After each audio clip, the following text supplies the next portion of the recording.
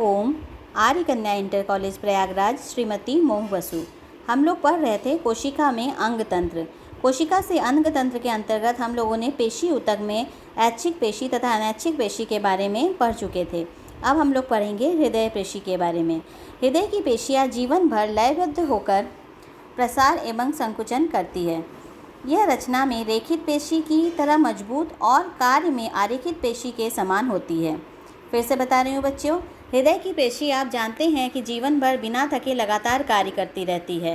हृदय की पेशियाँ जीवन भर प्रसार एवं संकुचन करती है।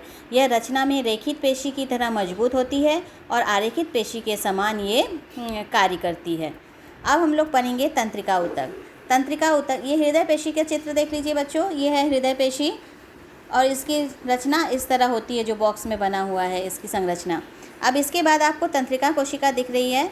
तंत्रिका कोशिका में देखिए, एक बीच में आपको तंत्रिका काय दिख रहा है, उसके बीच में तंत्रिका केंद्रक है। एक बड़ा सा जो ये फूल की तरह रचना दिख रही है, ये तंत्रिका काय है।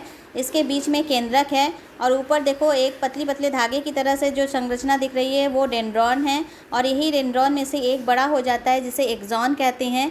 ये एक्सॉन है जो आगे दूसरे तंत्रिका कोशिका के डेंड्रॉन से जुड़ जाता है। इसी को हम लोग पढ़ेंगे बच्चों।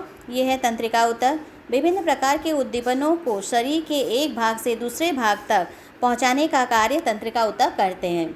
जैसे कि तुम्हें गर्म लग जाए या ठंडा लग जाए, किसी चीज़ को गर्म चीज़ को छूते हो तो तुरंत हाथ हट जाता है ना, ये काम कौन करता है? तंत्रिका ऊतक करते हैं। तथा शरीर के विभिन्न अंगों के कार्यों का समन्वय भी स्थापित करते हैं। तंत्रिका ऊतक तंत्रिका कोशिका से मिलकर बना होता है। इसे न्यूरॉन भी कहते हैं। प्रत्येक न्यूरॉन का मुख्य भाग जो होता है तंत्रिका काय होता है। अभी हमने बताया बच्चों, ये फूल जैसा भाग। इसके बाद चित्र देखिए 6.11, आपकी बुक में है 6.11। इसके बाद तंत्रिका काय से अनेक धागे जैसी संरचना या प्रवर्त निकलती है जिसे डेंड्रॉन कहते हैं। ये देख लो बच्चों, डेंड्रॉन दिख रहा है आपको। इसके बाद तंत्रिका काय का एक प्रवर्त मोटा, लंबा और छोर पर शाखान्वित हो जाता है। इसे तंत्रिकाक्ष या एक्सॉन कहते हैं। तंत्रिका काय में एक स्पष्ट केंद्रक होता है। एक कोशिका का तंत्रिकाक्ष दूसरे कोशिका के डेंड्रॉइड से के संपर्क में रहती है। इस प्रकार तंत्रिकाओं का एक जाल सा बन जाता है। मस्तिष्क एवं रीढ़ रज्जु भी तंत्रिका ऊतकों से बना होता है। ये इम्पॉर्टेंट है बच्चों तंत्रिका ऊतक। इसका चित्र आप लोग बहुत अच्छे से प्रैक्टिस कर लीजिएगा। रेखित पेशी और आरेखित पेशी का चित्र भी आप लोग बहुत अच्छे से प्रैक्टिस कर लीजिएगा। अक्सर आता है ये चित्र बनाने के लिए आता है। रेखित और आरेखित पेशी में अंतर बताओ चित्र द्वारा। ये क्वेश्चन बहुत इंपॉर्टेंट है, आता है। इसके बाद है जंतुओं में समन्वयन। जंतुओं में समन्वयन के बारे में देखो बच्चों। यदि पाचन क्रिया ठीक प्रकार से ना हो तो शरीर को आवश्यक पोषक पदार्थ नहीं प्राप्त होगा। ये तो तुम लोग जानते हो। अगर पाचन ही गड़बड़ हो जाएगा तो पोषक पदार्थ कैसे प्राप्त होगा, जिससे शरीर को ऊर्जा भी प्राप्त नहीं हो पाएगी। इसी प्रकार यदि वृक्क कार्य करना बंद कर दे तो क्या होगा?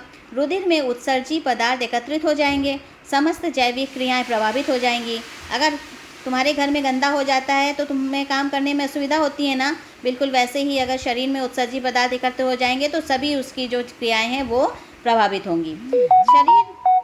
शरीर में जीवन के सभी प्रक्रियाएं एक दूसरे से संबंध होती है, जिसका आपस में तालमेल तथा उचित समायोजन होता है। इसे समन्वयन कहते हैं। जंतुओं में समन्वयन स्थापित करने के लिए दो तंत्रों द्वारा इसमें समन्वयन होता है।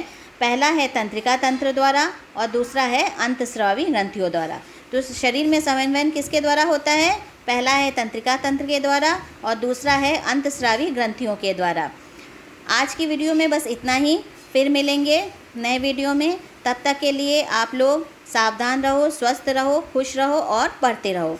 नेक्स्ट वीडियो में हम बताएंगे आपको तंत्रिका तंत्र के बारे में और अंतस्रावी ग्रंथियों के बारे में।